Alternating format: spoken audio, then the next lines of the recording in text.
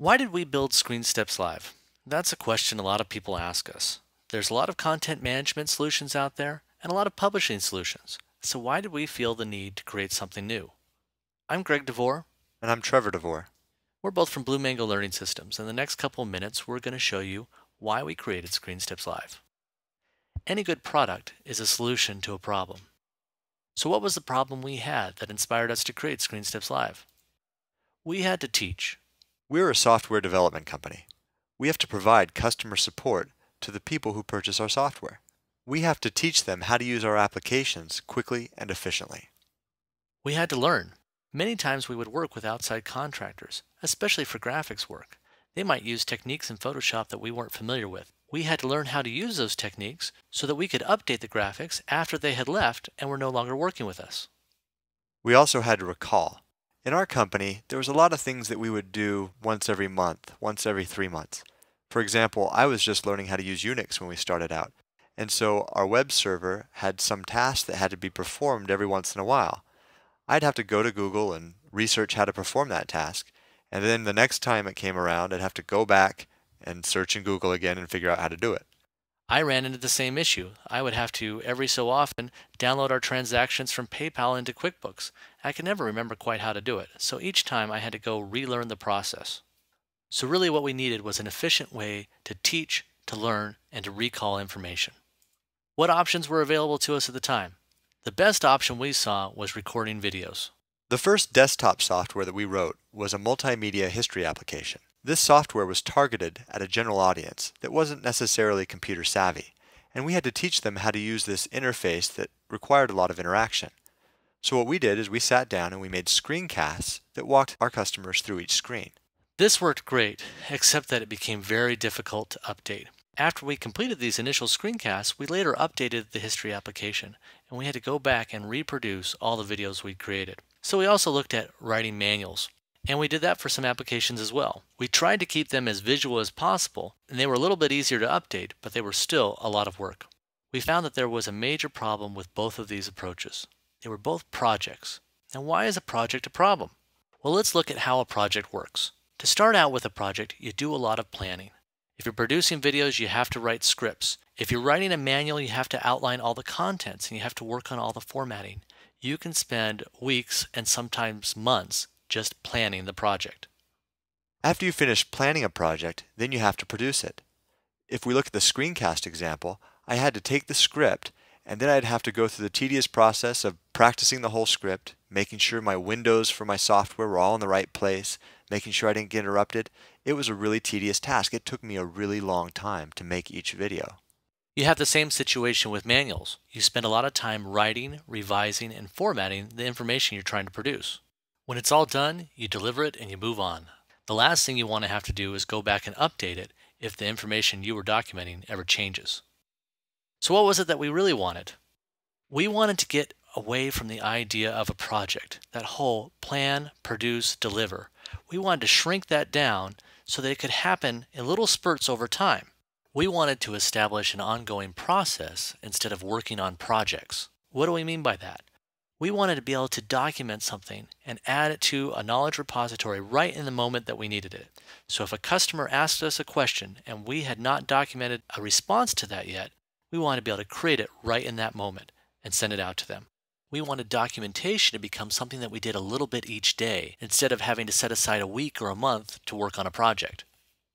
We also knew that we wanted visual content. When people have something to look at, it's very easy to follow along with. And we liked that aspect of the screencasts. We also wanted content that we could create and update at any time. Like I said before, we needed to be able to create it and publish it in 5 or 10 minutes. But just as importantly, we needed to be able to update that information.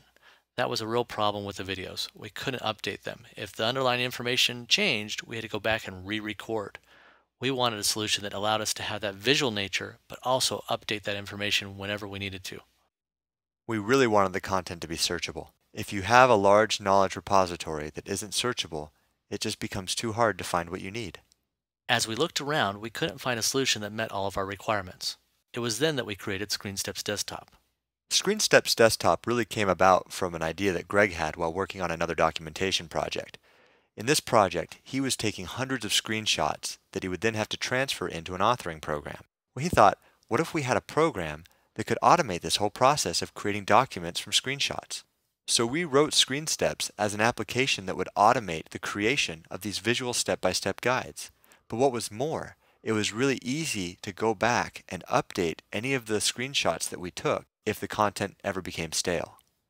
So ScreenSteps Desktop became the content creation and the content modification part of our solution. But we still didn't have an efficient way of distributing that information or storing that information for later retrieval. And that was when we created ScreenSteps Live. ScreenSteps Live is a hosted web service. What you do is you use ScreenSteps Desktop to create your content, and then you can publish it to ScreenSteps Live. We use ScreenSteps Live to publish, distribute, and then collaborate on the content. We can instantly send the information out to the people who need it. We can control access to it so only the people that are authorized to see it can view it. And we can collaborate on the content. I can add ScreenSteps lessons to the repository, Trevor can add lessons to it, and both of us can update any lesson at any time so that everything stays current. What's really great about using ScreenSteps Live is that the person who knows how to perform the task can document the task and then make it available for others to see. They don't have to go through a gatekeeper who's responsible for preparing the media, getting it ready to go on the website, and then uploading it. They can do it all themselves. So how do we use ScreenSteps Live? We run our entire business with it. All of our product documentation is done in ScreenSteps and ScreenSteps Live. We have about 4 or 5 products that we support, and all that documentation is in a visual format that we can use to answer customer support requests. When we get an email, we either send a URL to a lesson that exists, or we write a lesson and then send that URL out. Our knowledge repository on ScreenSteps Live is constantly growing. We also document all of our internal business processes. So all those things that I told you about that we do once a month, once a year, once every 3 months, we document those. It means that we don't waste time relearning information that we already learned once. If we need somebody else on our team to take over a task that we're responsible for, we can point them right to the lesson on ScreenSteps Live that shows them how to do that. So ScreenSteps Live has really become our knowledge dumping ground. Why is that? The first reason is that it's visual. Visual documentation is very easy to follow because it's very clear. It's also organized. ScreenSteps Live enforces a very simple hierarchy so that your lessons end up in the right place. ScreenSteps Live is searchable. You can go to a ScreenSteps Live site, type a term in the search field, and you'll get all the lessons that are relevant to that term. Most importantly, it's easy. It's something that we can do in 5 or 10 minutes in the middle of a normal workday. We don't have to shut things down to work on the documentation. We document what we need when we need to. So why did we build ScreenSteps Live? Because we needed it. We had a problem to solve and we couldn't find a solution that met our needs. We know that if you try ScreenSteps Live in your organization or business, you'll see just how more efficient you can be.